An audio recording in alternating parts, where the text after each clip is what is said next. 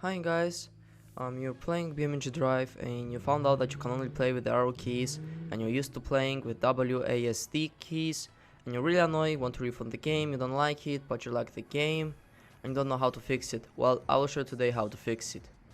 All you have to do, it's very easy guys, very easy, no control panels, you don't have to go to settings of the game, you just go escape where you're in the level, you go here, options, you go, controls.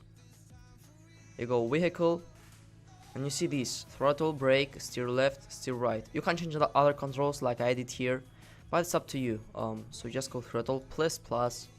Throttle is up, so you press W, you put the W. Brake is down, so you press S. For steer left button you press left, which is A, and for right you press D. And now they go back. You can play with WASD keys, and you can also configure the brake how you like it. You can also make manual gears.